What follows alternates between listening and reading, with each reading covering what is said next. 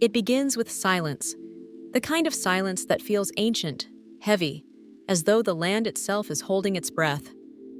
The Anatolian highlands stretch before you, a vast plateau of ochre and gold under the late summer sun. In the distance, hills rise like the backs of sleeping beasts, their slopes furred with low scrub and wind-bent pines. There is no city here now, no armies marching, no royal chariots thundering across the plains. Only ruins, stones tumbled like teeth from the jaw of time, half buried in dust.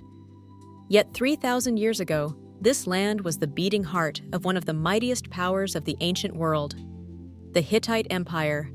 And then, almost without warning, it was gone. The Hittites are one of those civilizations that history, for a long time, barely remembered. The great powers of the late Bronze Age, Egypt, Babylon, Assyria, they kept their names etched into stone and papyrus. The Hittites, they were whispers in ancient texts, a passing mention in the Bible, a shadow in the records of others. For centuries, no one even knew where their capital had been, or if they had truly been as powerful as those fragments suggested. And yet, during their height, the Hittites ruled a kingdom that stretched from the mountains of Anatolia to the gates of Babylon, from the Aegean coast to the plains of Syria. Their capital, Hattusa, was a city of stone walls so vast that even today, its remnants sprawl for miles. Imagine it, colossal gates adorned with carved lions and sphinxes, their eyes unblinking in the sun.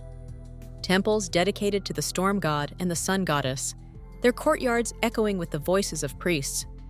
Palaces where kings dined on silver plates, their envoys speaking in a dozen languages as they brokered peace or plotted war. The Hittites were master diplomats and warriors both, famed for their chariot armies, swift, deadly machines of war pulled by the finest horses in the ancient world.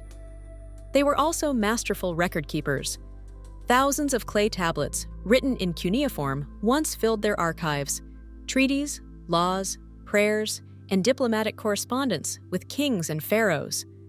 The most famous of these is the world's oldest surviving peace treaty, signed with Egypt after the Battle of Kadesh around 1259 BCE. In that moment, the Hittites and the Egyptians stood as equals, two titans dividing the world between them. And then, the silence. Somewhere around 1200 BCE, the Hittite Empire unraveled. Not gradually, like a candle burning low, but suddenly, violently, like a torch snuffed out by a cold wind. Hattusa was abandoned. The royal archives fell silent. The once mighty army vanished from the battlefields, and the empire that had rivaled Egypt and Assyria slipped into history's shadows, leaving behind a puzzle that archaeologists and historians are still trying to piece together. The mystery begins with fire. When excavators first uncovered parts of Hattusa in the early 20th century, they found blackened layers of destruction, collapsed walls, charred timbers, and streets littered with debris. Something catastrophic had happened here, but there was no single inscription saying why. No last royal proclamation etched into clay. The final chapter of the Hittites was unwritten, or perhaps erased. Some blame the Sea Peoples, that enigmatic confederation of raiders who swept across the eastern Mediterranean during the late Bronze Age collapse, toppling kingdoms and burning cities from Anatolia to Egypt. Egyptian records speak of these invaders arriving from the north, bringing warships and chaos in their wake. If the Sea Peoples struck the Hittite coast, they might have severed the empire's lifelines, cutting off trade and food supplies. Others look to the land itself for answers. The Anatolian plateau is not kind to those who depend on its harvests. Studies of ancient pollen and sediment suggest that around the time of the Hittite fall, the region suffered a prolonged drought. Crops would have failed. Grain stores emptied. Famine can erode an empire faster than any army, sparking unrest, rebellion, and collapse from within. There is also the possibility of internal fracture. The Hittite kingdom was a patchwork of vassal states, bound together by diplomacy, military might, and the personal authority of the king. If that authority weakened, through political strife, assassinations, or succession disputes, The empire's far-flung territories might have broken away, leaving the heartland vulnerable. And then there is the most haunting possibility of all, that the Hittites' disappearance was part of a larger, almost apocalyptic unraveling of the ancient world. The late Bronze Age collapse saw multiple civilizations, Mycenaean Greece, Ugarit, the Kassites of Babylon, fall within a span of decades. Trade networks that had connected the Mediterranean for centuries dissolved. Literacy rates plummeted. Cities burned. It was as if the lights went out across the known world, plunging it into a dark age. But here's the strange thing: the Hittites didn't vanish entirely. Their empire was gone, yes, but fragments of their people, culture, and language lingered in the lands around Anatolia and northern Syria. Small Neo-Hittite kingdoms emerged, like embers glowing in the ashes. They built in the same style, carved their gods in stone, and kept their traditions alive for centuries. Yet the great power that had once stood shoulder to shoulder with Egypt was no more.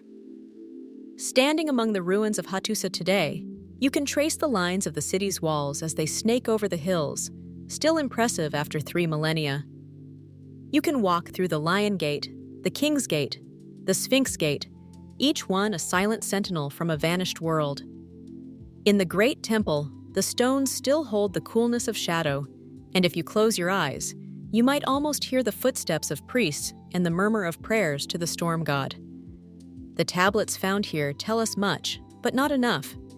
They speak of royal marriages, grain shipments, and omens read in the livers of sacrificial animals.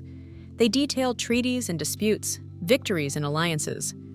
But when it comes to the end, to the moment when the Hittites ceased to be, the tablets are silent. Maybe they were destroyed in the fires.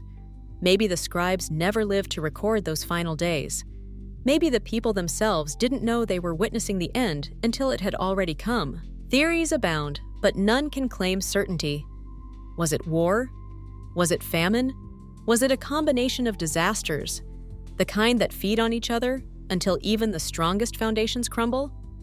Or was it something else entirely, a shift so gradual that by the time the last Hittite king sat on his throne, the empire was already a ghost? There is a poetic tragedy in the Hittites' all's vanishing. They were builders, record-keepers, diplomats, not just warriors. They had carved out a place for themselves in a world of giants, and for a time, they stood at the center of history. And then history moved on without them, their cities left to the sun and the wind, their name buried until archaeologists unearthed it again.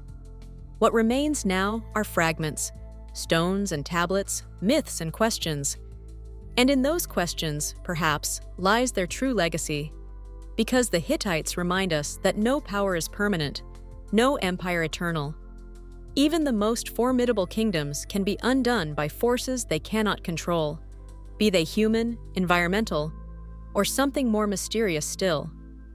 When the sun sets over Hattusa, the hills glow red and gold, and the air cools with the first breath of night. The cicadas fall silent. Shadows deepen in the gates where lions and kings once stood guard. You can feel the weight of the centuries pressing in, and you wonder, if the Hittites could speak now, what would they say about their fall? Would they tell us of battles and betrayals, of hunger and desperation? Or would they simply remind us that all things must end, and that sometimes the reasons are as elusive as the wind? Thank you for walking this road into the past with me, through the gates of Hattusa, into the halls of forgotten kings, and into the heart of one of history's great mysteries. What do you think happened to the Hittite Empire? Was it swept away by invaders, undone by famine, or caught in a storm of disasters too great to survive? Could there still be undiscovered records waiting in the earth, ready to tell the last chapter of their story? I'd love to hear your thoughts in the comments. And if you enjoyed this journey into the unknown, please like, comment, and share. It truly helps keep these stories alive.